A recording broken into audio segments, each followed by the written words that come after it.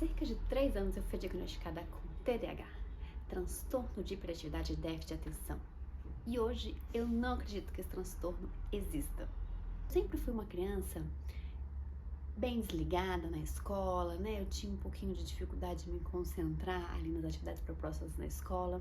Quando eu era criança, teve uma desconfiança que eu tivesse déficit de atenção, mas minha mãe não quis me dopar, aquilo passou. E quando eu cheguei na fase adulta, cerca de 3 anos, eu vi que realmente o que eu estava enfrentando não era tão normal, digamos assim, e fui atrás de descobrir o que eu tinha. Então, eu fui diagnosticada com transtorno de hiperatividade e déficit de atenção. O diagnóstico, ele é muito libertador porque você consegue entender um monte de comportamentos que você considerava inadequados, né? Que não se encaixava ali no seu dia a dia, que eu tentava mudar e não conseguia. Então, ele foi muito libertador para eu ter essa consciência de, nossa, eu faço isso por conta disso. E foi muito bom para eu ter essa consciência de, eu faço isso por conta disso, mas eu não quero mais fazer. Então, quais são as ferramentas, o que eu possa fazer para que eu melhore a minha rotina, a minha produtividade, a minha disciplina em relação às coisas, principalmente agora que eu sou mãe. E uma coisa que sempre me incomodou foi a nomenclatura, né? Transtorno da hiperatividade e déficit de atenção. Então, vamos começar de trás para frente para explicar um pouquinho por que eu acho que eu não tenho transtorno, apesar de ter o diagnóstico de TDAH e ser uma pessoa TDAH. Vamos começar déficit de atenção. Déficit é uma coisa que nós temos falta. Então, déficit financeiro numa empresa é uma empresa que não tem dinheiro. Se você tem déficit de vitamina B12, você tem falta de vitamina B12, você precisa repor vitamina B12. Seja oral, injeção, você precisa fazer uma reposição de uma coisa que você tem déficit. Déficit é falta. As pessoas TDAHs, nós não temos déficit de atenção, nós não temos falta de atenção. Pelo contrário, tem vezes que entramos no hiperfoco, que temos atenção total, extrema a um único assunto, sem pensar em nada em volta.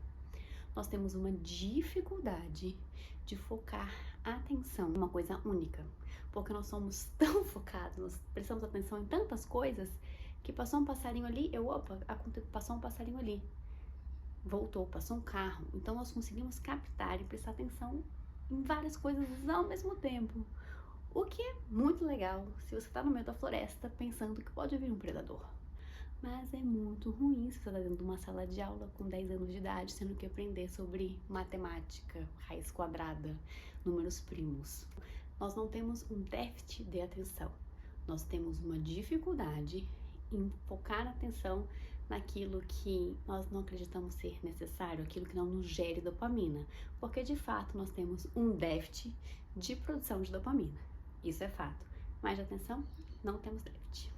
Hiperatividade. Quando a gente pensa numa pessoa TDAH, principalmente os meninos, a gente pensa naquela pessoa que não para quieta, naquela criança que não para quieta, que vai, pula, corre, grita. E essa hiperatividade física é real, mas existe uma hiperatividade que é uma hiperatividade mental. E a maioria das mulheres e das meninas tem essa hiperatividade mental.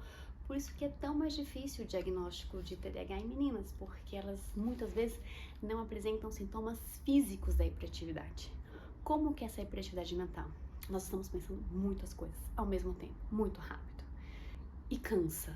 Então, às vezes, é comum você ver uma pessoa com TDAH que ela tá sentada sem fazer nada, você convida ela para fazer alguma coisa, ela não fez nada o dia inteiro e ela tá cansada.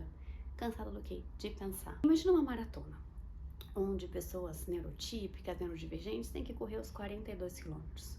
Como a maioria das pessoas começa essa corrida?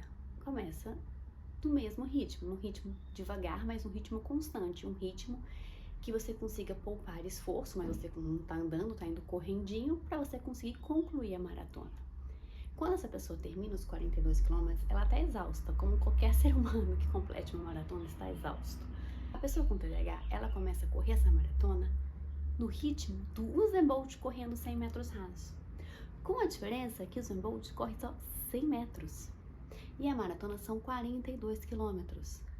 O máximo, para o melhor preparado físico que essa pessoa esteja, ela vai conseguir correr no máximo 5 quilômetros. E ela vai terminar esses 5 quilômetros exausta. Provavelmente muito mais exausta do que a pessoa que correu os 42 quilômetros. Porque a pessoa que correu os 42 quilômetros correu no ritmo constante. E a pessoa com TDAH, ela correu na velocidade do Usain Bolt. 5 quilômetros apenas. E é isso que acontece com o nosso pensamento. É um pensamento muito rápido, muito acelerado, que não para. E ele cansa mais rápido do que uma pessoa neurotípica. Então é muito comum você ver uma pessoa com TDAH, que se você convida ela para fazer alguma coisa, ela está cansada e você se questiona, mais cansada do que? Você não fez nada. E ela estava pensando exaustivamente, pensando em 1 milhão de coisas. E ela está cansada, ela está exausta do que? De pensar muitas coisas, de pensar muito rápido. Então nós já falamos sobre déficit de atenção, hiperatividade e agora vamos para transtorno. O que é um transtorno? Transtorno é algo que nos causa sofrimento, né? Algo que transtorna, algo que, né, que sai do padrão. E porque apesar de eu ter TDAH, eu acho a palavra transtorno uma palavra que não se adequa muito ao que eu tenho, né? Então vamos lá, eu posso falar que eu tenho oscilação de atenção, não déficit, que eu tenho hiperatividade mental e transtorno. Quando que o TDAH vira um transtorno? Vamos voltar muito tempo atrás, vamos voltar na idade das cavernas. Então imagina, nós vivemos numa comunidade pequena, né? Nós temos aqui um grupo de 10 pessoas nas cavernas, né? O que nós precisamos? Nós precisamos ficar atento aos perigos à nossa volta. Então vai ter uma pessoa lá que ela vai conseguir ficar super focada em olhar, em ficar observando, né, em fazer turnos de tentar ficar lá de vigília para ver se tem alguma ameaça. E onde que a pessoa com TDAH entra nisso? Essa pessoa que tá lá focada na vigília, ela tá muito focada, ela consegue fazer aquilo, cara, deram o trabalho dela, missão dada, missão cumprida. A pessoa com TDAH, não. Porque ela vai falar, mas se a gente fizesse a vigília do alto da árvore? Porque aqui a gente tá no chão, na caverna, se a gente mandasse uma pessoa pro alto da árvore, se a gente pegasse esse galho e tentasse bater nele assim e fizesse uma ponta, acho que ia ficar mais fácil da gente caçar um animal. Se a gente pegasse uma pedrinha, eu vi uma vez que a gente bateu uma pedrinha na outra, saiu uma faísca. Vamos tentar fazer isso para ver se faz fogo. Então as pessoas com TDAH têm esse lado criativo porque ao longo da nossa evolução, nós precisamos de pessoas criativas para pensar em coisas diferentes daquilo do padrão que estamos todos acostumados. Mas, ao mesmo tempo, nós precisamos de pessoas que consigam depois passar horas ali fazendo o fogo depois que alguém criou o fogo. Tem alguns estudos que sugerem até que Leonardo da Vinci tinha TDAH. Eu realmente acredito. Uma pessoa para pensar naquele helicóptero, né, na Idade Média, para fazer tudo o que ele fez, eu realmente acredito que ele tenha TDAH. E eu não acredito que ele tinha um transtorno, porque eu duvido que o TDAH na época era um transtorno. Porque o ritmo de vida, a demanda da sociedade era uma demanda muito diferente da demanda que é hoje. De novo, Ingrid, quando que o TDAH vira um transtorno? Revolução Industrial. Na Revolução Industrial, você pega um monte de camponeses que estavam lá tirando o leite da vaca, tendo TDAH ou não, pensando, né, mas talvez esse banquinho de uma perna só seja mais fácil para tirar leite. Uma outra rotina da vida. Você pega todas essas pessoas e coloca 5.000 pessoas numa fábrica, botando parafuso, tirando parafuso, botando parafuso, tirando parafuso. Elas não precisam pensar, elas precisam botar parafuso, tirar parafuso, botar parafuso, tirar parafuso. A maioria das pessoas conseguem fazer esse trabalho com tranquilidade. A pessoa com TDAH, não. Porque ela não quer botar e tirar parafuso, ela quer pensar, mas e se eu juntasse esse parafuso com esse? Se eu trocasse esses parafusos, o que ia acontecer? Só que essa pessoa não tem estudo, provavelmente ela não se adequa àquele ambiente. E nessa mesma época da Revolução Industrial, onde você pega aquelas pessoas do campo, coloca ela dentro de uma fábrica para fazer um trabalho repetitivo, Fordismo, sempre a mesma coisa, sem questionar, você pega as crianças, as que tinham mais condições financeiras, né, tinham tutores, né, que ensinavam para elas no seu ambiente de casa, na floresta.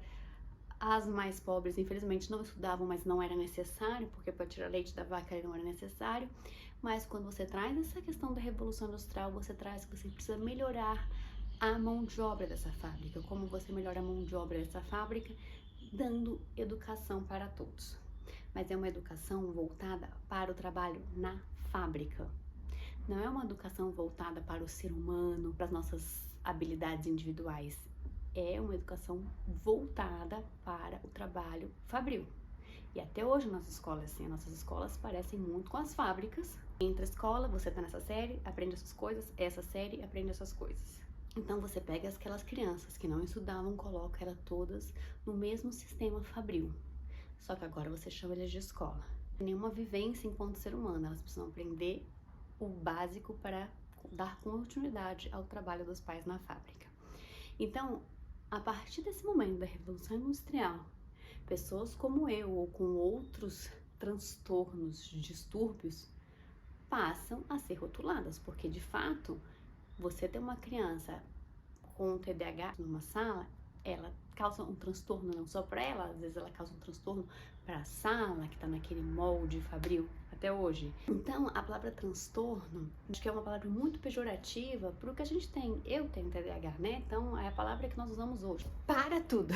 Eu tava editando o vídeo quando eu percebi, editando, que quando eu tava filmando, a câmera caiu e eu comecei a ficar no final do vídeo sem cabeça, olha só. Então tô eu aqui de novo para finalizar com outro look. Eu tô aqui para finalizar ele, chegar às minhas conclusões de por que eu não tenho um transtorno do déficit de atenção.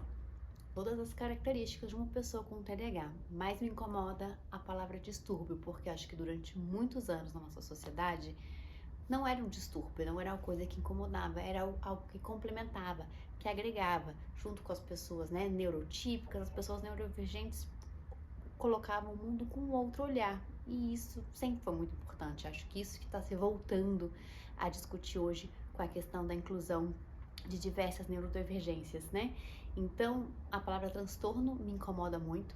Não tenho outra palavra, não consegui, com toda a minha criatividade, pensar numa outra nomenclatura. Então, qual seria a sua sugestão para a gente transformar, para a gente mudar, né, essa palavra transtorno? Tá, porque eu também não acredito que seja um déficit de atenção, é uma oscilação extrema da atenção.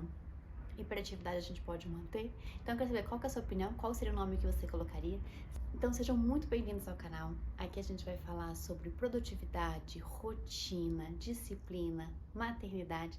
Sejam muito bem-vindos. Peço que vocês se inscrevam, curtam aqui e escrevam aqui nos comentários qual nome vocês acham que a gente tem que chamar o TDAH e o que vocês acharam dessa minha doideira de falar que não tenho transtorno de déficit de atenção. O que eu tenho é um pensamento diferente da maioria do que é comum, do ordinário. Sejam bem-vindos. Tchau!